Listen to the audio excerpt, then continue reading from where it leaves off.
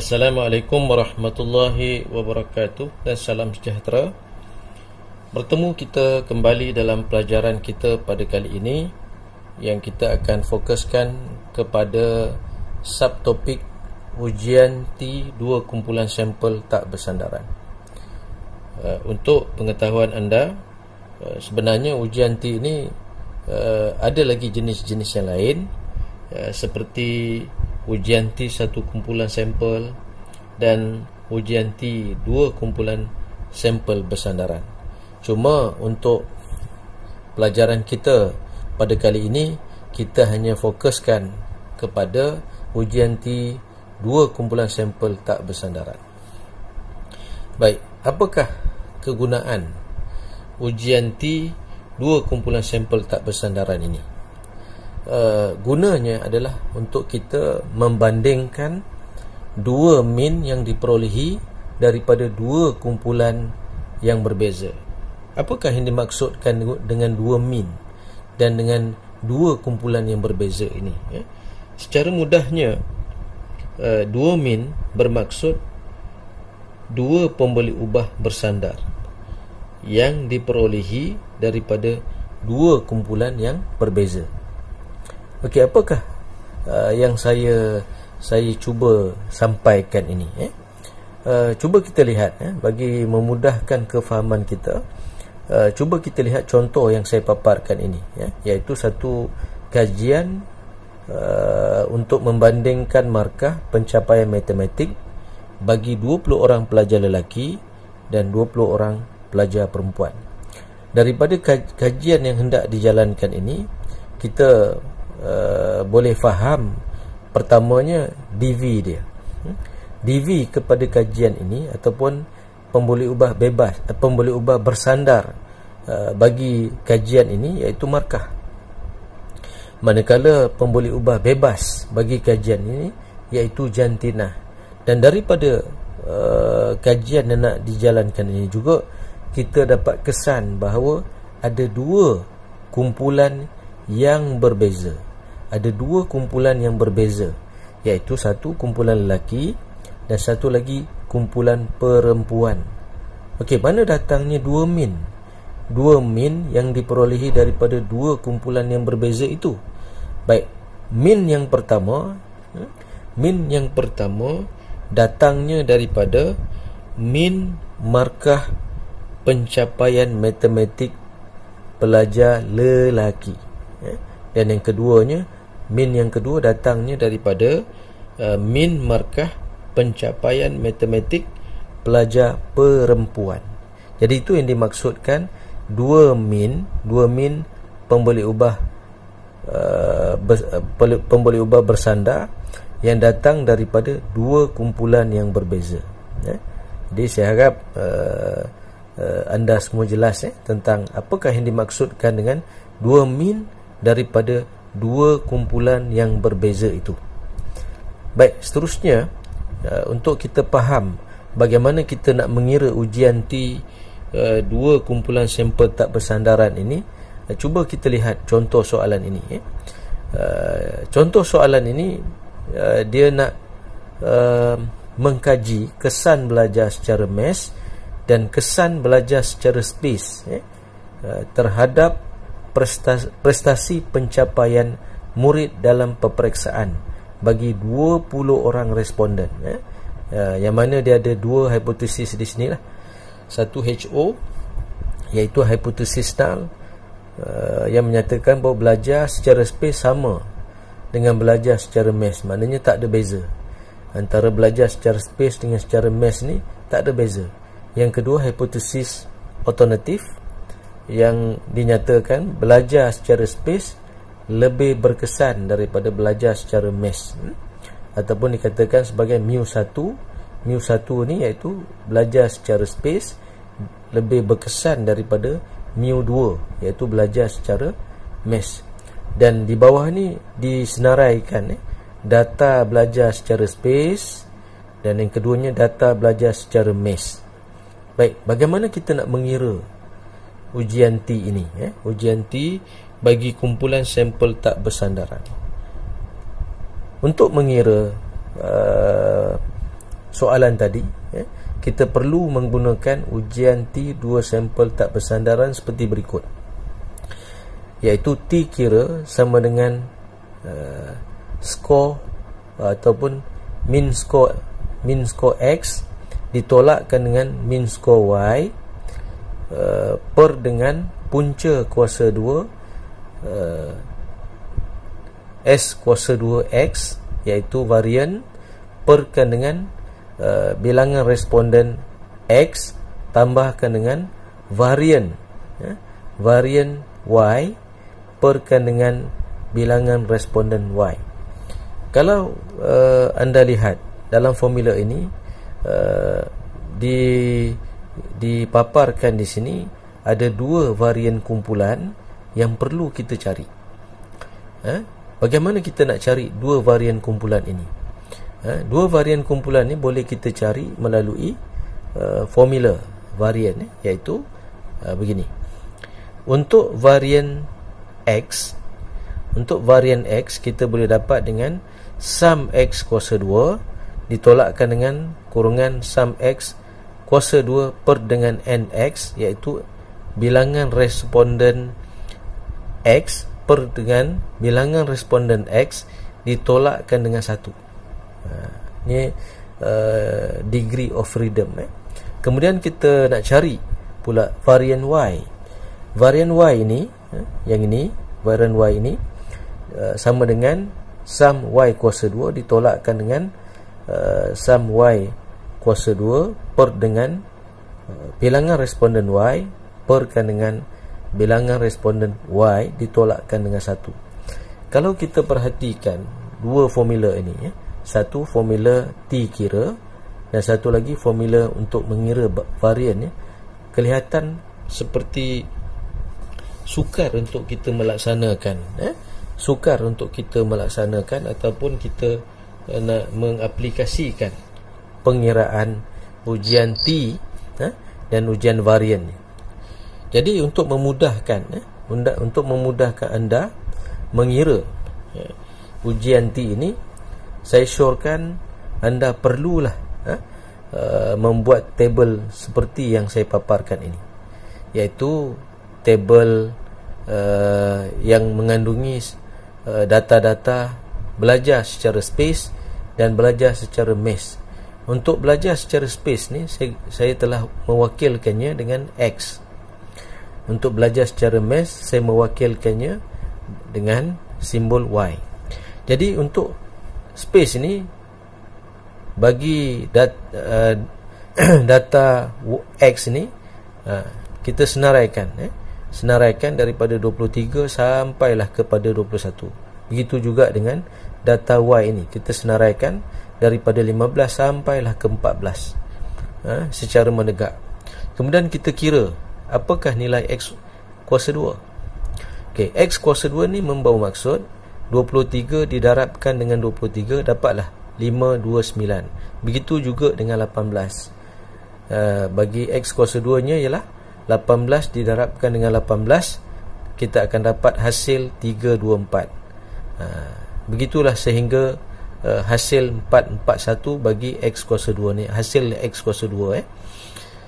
Seterusnya kita jumlahkan semua daripada jumlah X, sum X ini kita perolehi daripada 23 dijumlahkan sampai ke 21 ni, kita akan dapat 220. Bagi min X, kita bahagikan jumlah X tadi 220 dibahagikan dengan bilangan sampel. Bilangan sampel kita ini jumlahnya 10. Jadi kita bahagikan 10, kita akan dapat 22. Bagi jumlah X kuasa 2 ni, kita jumlahkan semua 529 sampai 441. Kita akan dapat 4880. Untuk pengiraan belajar secara mass, sama seperti pengiraan belajar secara space tadi. Untuk Y, untuk sum Y, kita jumlahkan semua daripada 15 sehingga 14, kita akan dapat 169. Dan untuk min dia 169 perkan dengan 10, kita akan dapat 16.9. Begitu juga untuk kita dapatkan Y kuasa 2, bermaksud kalau bagi nombor 15 ni, Y kuasa 2 nya ialah 15 didarabkan dengan 15, kita akan dapat hasil 225. Begitu juga kalau 20, Y kuasa 2 nya ialah 20 didarabkan dengan 20, kita akan dapat 400. Dan kiralah sehingga 196. So jumlah Y kuasa 2 kita jumlahkan semua daripada 225 sampailah kepada 196, kita akan dapat hasil 293. Jadi saya rasa anda semua telah memahami jadual ini. Bagaimana kita nak mengira jadual ini. Kita lupakan sebentar tentang formula tadi. Sebab jadual ni dia akan membantu anda untuk menggunakan formula yang saya nyatakan tadi. Baik. Sebelum kita mengira ujian T ini, kita perlu terlebih dahulu mengira varian. Kita kena mengira varian dahulu. Sebab dalam formula T kira itu ada variannya. Ada varian dua kumpulan. Jadi kita ambil yang di atas ni, ini adalah hasil pengiraan kita berdasarkan jadual tadi. Ini adalah hasil pengiraan kita berdasarkan jadual yang saya paparkan tadi. Jadi ini adalah formula varian yang saya sebutkan. Jadi formula varian untuk space iaitu sum X kuasa 2 ditolakkan dengan kurungan sum X kuasa 2 per dengan NX perkan NX tolak 1. Jadi nilai bagi sum X kuasa 2 kita cari. Mana nilai dia? Iaitu 4880. Jadi kita gantikan nilai sum X kuasa 2 ni dengan 4880. Begitu juga kita gantikan nilai kurungan sum X kuasa 2, iaitu nilainya berapa? 220. 220 kuasa 2 kita akan dapat hasil 4840. Perkan dengan NX, iaitu bilangan responden kumpulan X ini 10 orang. 10 tolak 1 kita akan dapat 9. 4880 ditolakkan dengan 4840 kita akan dapat 40. So 40 dibahagikan dengan 9 kita akan dapat hasil 4.4444. Ini adalah nilai varian bagi kumpulan X ataupun kumpulan secara space. Begitu juga pengiraan pada varian kumpulan secara mesh. Kita gantikan saja nilai. Sum Y kuasa 2 kita gantikan dengan nilai 2913. Kurungan sum Y kuasa 2 kita gantikan dengan nilai 169 kuasa 2 yang akan menghasilkan 28556.1. Ini selepas dibahagikan dengan 10 lah. Kemudian 10 tolak 1 9. 56.9 per dengan 9 kita akan dapat 6.3222. Jadi ini adalah varian untuk kumpulan secara mesh. Kumpulan secara mesh ataupun saya gantikan dengan simbol Y tadi. Baik, setelah kita dapat nilai varian, setelah kita kira berdasarkan jadual tadi, barulah kita kembali kepada formula T kira. Kita masih lagi menggunakan nilai yang kita kira dalam jadual yang di awal tadi. Kemudian kita menggunakan juga nilai varian kumpulan X dan nilai varian kumpulan Y. Jadi kita masukkan ke semua nilai ini dalam formula T kira. Min X kita gantikan dengan 22. Tolakkan dengan min Y kita gantikan dengan 16.9. Per dengan punca kuasa 2, varian X kita gantikan dengan 4.4444. Perkan dengan NX. NX ni adalah bilangan responden kumpulan X.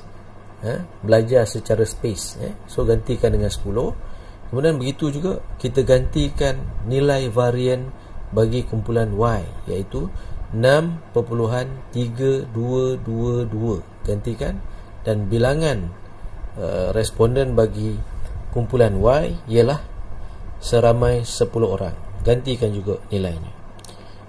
Kita tolakkan dua nilai ini, kita akan dapat 5.1, dan hasil tambah dua pecahan ini kita akan dapat 1.0767. Bila diganda duakan, dipunca kuasa 2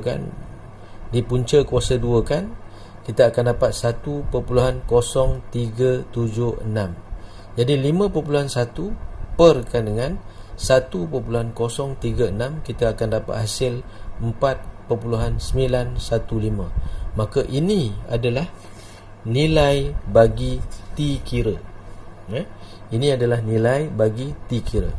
So, kita dah pergi 3 step. Yang pertama tadi, saya ulang balik, kita bina jadual, kita kira berdasarkan jadual. Yang kedua, kita telah pun kira varian kumpulan X dan Y. Dan yang ketiga, kita telah pun kira T kira.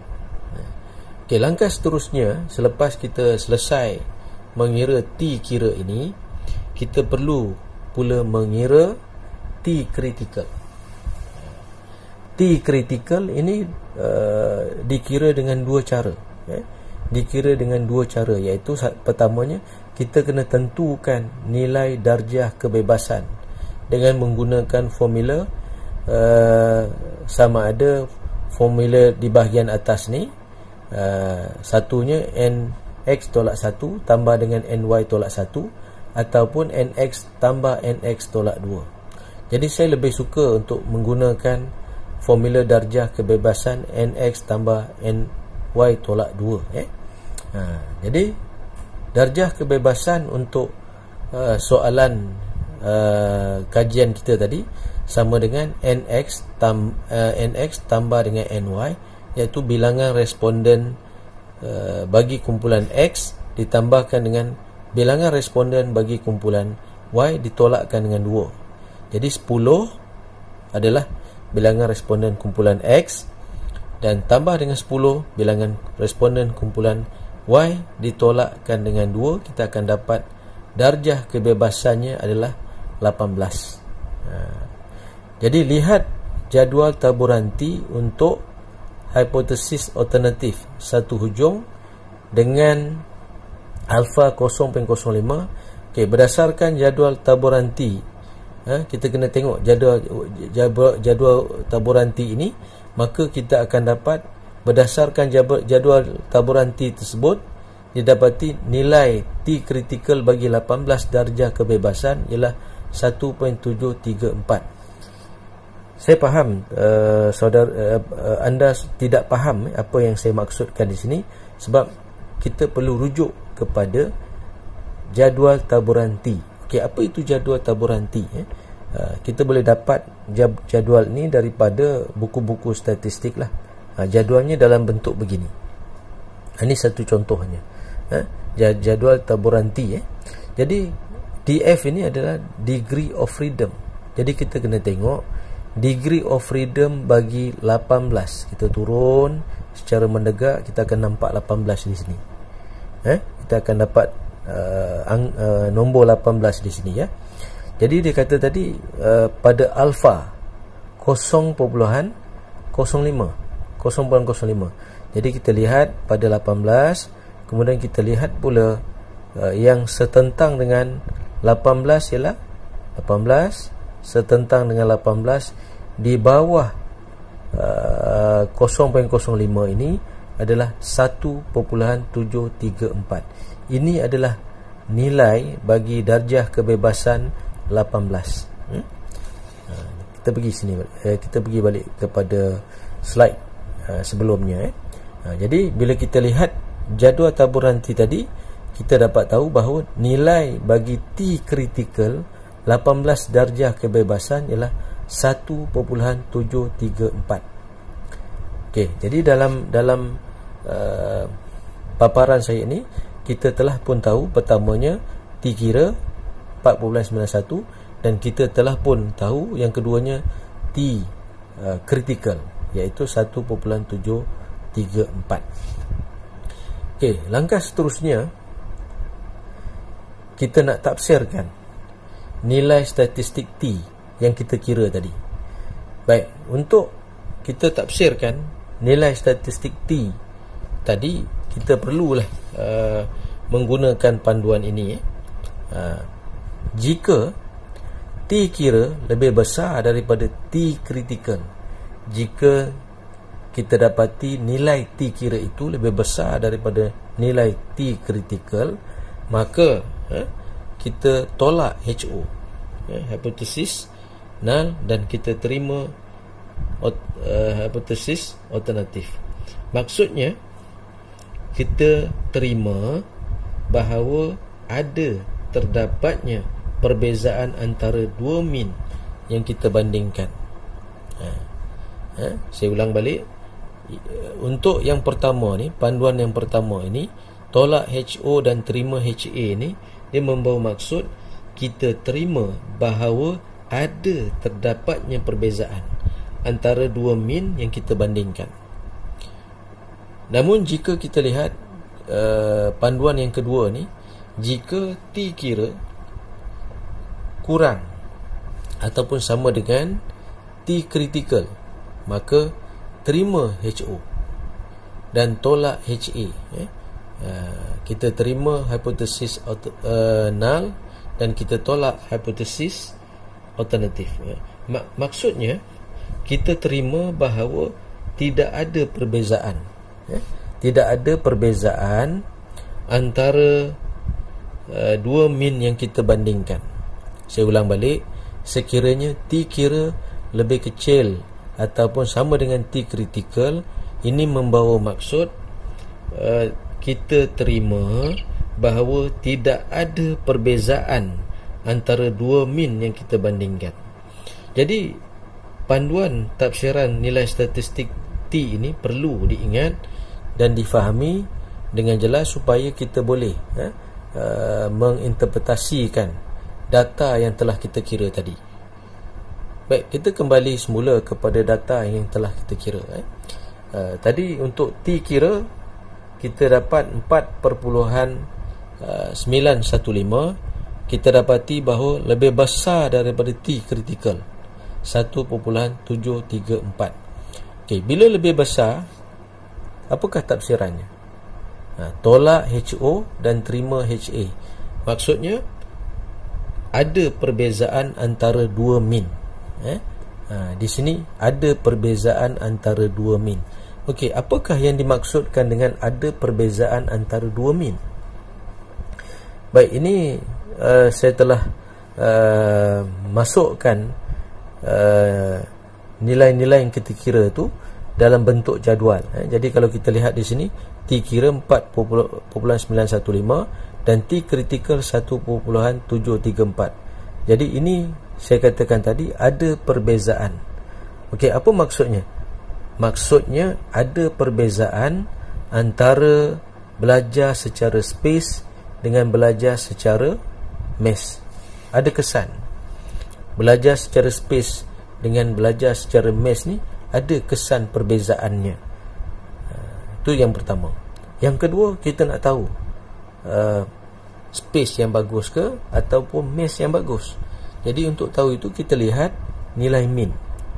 Kalau kita lihat pada nilai mean ini, nilai mean untuk space ialah 22, nilai mean untuk mass ialah 16.9. Jadi mean space ini lebih besar daripada mean mass. Jadi ini bermakna space ni memberi kesan yang lebih baik daripada mass. Jadi ada perbezaan antara belajar secara space dan belajar secara mass, yang mana belajar secara space itu adalah lebih berkesan daripada belajar secara mass. Itu cara kita nak membaca data berdasarkan apa yang kita dah kira dan apa yang kita dah paparkan pada jadual ni. Kemudian kita tulislah laporan ringkasnya.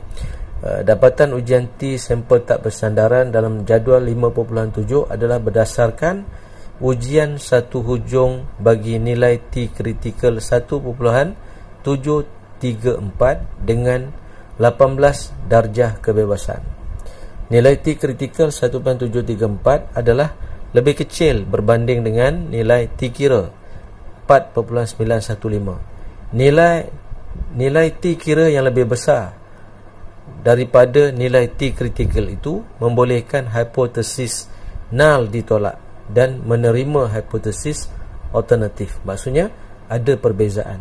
Di sini adalah satu statement yang menunjukkan bahawa terdapatnya perbezaan antara mass dengan space tadi. Kedudukan nilai T kira 4.915 yang melepasi nilai T kritikal, maknanya seperti mana jadual raja yang saya tunjukkan tadi, yang melepasi nilai T kritikal 1.734 menunjukkan prestasi pencapaian murid yang belajar secara space, iaitu min 22, sisian piawai 2.11 adalah lebih berkesan berbanding dengan prestasi murid yang belajar secara mass, iaitu min 16.9, sisian piawainya 2.51, T darjah kebebasan 18 sama dengan 4.915 dengan aras kesigifikanan dia kurang daripada 0.05. Jadi di sini adalah satu contoh laporan yang kita boleh tulis selepas kita mengira ujian T, dua kumpulan sampel tak bersandaran. Jadi saya rasa setakat itu saja kita punya pelajaran kali ini. Saya harap anda dapat mengikutinya dengan baik. Sekian, terima kasih.